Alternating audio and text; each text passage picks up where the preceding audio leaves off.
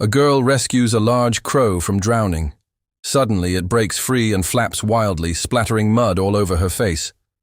After it flies away, she tries to wipe the mud off, only to realize her eyes are gone. Now faceless, she runs home. Then a lump of mud leaps out of a well, and when it hits the ground, it grows a pair of eyes. A hunter fires, blowing the mud creature apart. A woman in red rushes in, grabs the girl, and sends her inside. But then, the creature reforms. It charges the house. At the door, the woman swings her scythe, cutting it in half. Yet it doesn't die. It rises again, slips past her, and breaks in. Its target never changed. The faceless girl. In an instant, it drags her back into its body. It flees, then dives into a well and vanishes. The town falls into panic, because this isn't the first girl to disappear. Days earlier, Little Red set out to pick fruit for her grandmother. A small cut, a drop of blood. Then, something behind her. Uneasy, she runs. Even the roots begin to move.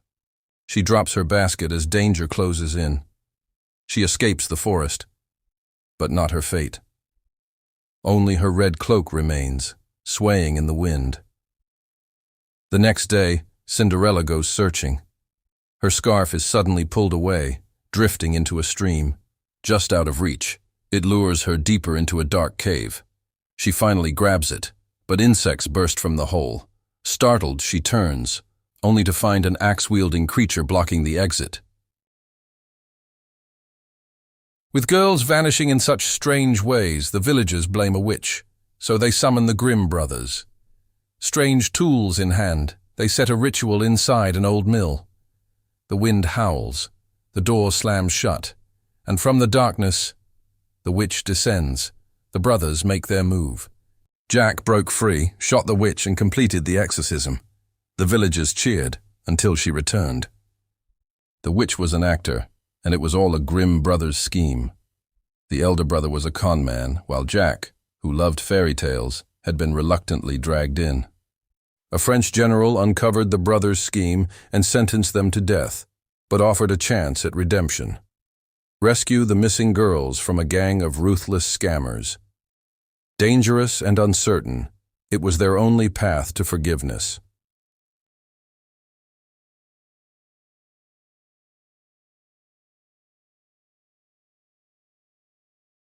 Led by a brave female hunter whose sisters were missing, they entered the haunted forest. Nothing seemed wrong, until they reached a towering, legendary spire. Centuries ago, a beautiful queen built a towering spire to escape a sudden plague, but the disease, carried through the air, reached her anyway. Her body began to rot, and her screams echoed across the kingdom. Around the spire, the forest felt alive, trees shifting, insects crawling, crows circling. At night, lost and afraid, a girl kissed a toad, and somehow, it led them home. They found their horses, but a red stallion behaved strangely. Earlier, a mysterious axe-wielding figure had secretly fed it a spider. That night, a girl drawn by faint cries went to the stable. The horse seemed calm, but the moment she touched its mouth, silk shot out, wrapping around her as it reared violently, tightening its grip with every second. The horse reared, opened wide, and swallowed the girl before bolting away. Hearing the commotion, the Grimm brothers rushed to stop it, only to see, in horror, the girl being slowly consumed inside its mouth.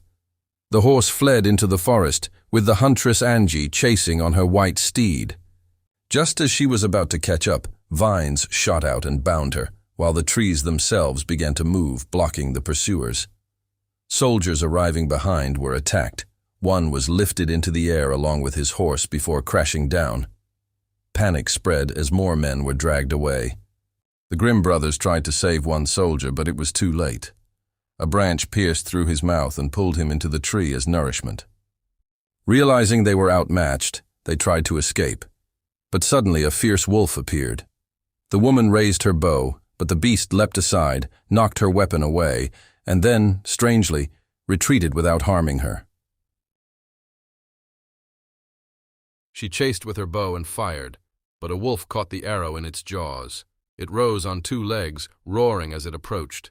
Reaching for her sword, she realized it was gone, forcing her to draw a dagger. Yet in the wolf's eyes, there was no killing intent, only a strange warmth, like her father's. Her dagger slipped from her hand. Just as she reached out, the wolf turned and left. She realized it was her father, cursed by the forest. She was later taken out of the forest by the Grimm brothers. Their failed mission enraged the general, who nearly had them executed, dismissing magic as rebellion. At the last moment, Jack convinced him to let them return to uncover the truth and save the missing G. This time, the Grimm brothers came prepared. Using pulleys, they sent Jack to the top of the tower. From above, he saw 12 stone structures arranged like a clock, possibly linked to the missing girls. He then descended into the tower's interior. Inside, the tower lay in ruins, yet traces of its former grandeur remained. Crowns, a majestic throne, leaving Jack in awe. On a table, he found a spellbook and a parchment. Under a blood moon, sacrificing 12 pure girls could revive the queen and grant her immortality. With 11 already missing, Jack realized the truth. He then discovered the queen's dried corpse on a bed. Suddenly, a crow dropped a blood bead into its mouth, startling him into a mirror, where he saw the queen beckoning. Turning back, only the corpse remained. But in the mirror, she embraced him, and he fell under her illusion. Meanwhile, below, Will rescued a girl, but the wolfman attacked, its axe returning like a boomerang. As Will fled and called for Jack, he got no response. While inside, Jack was lost in the queen's spell.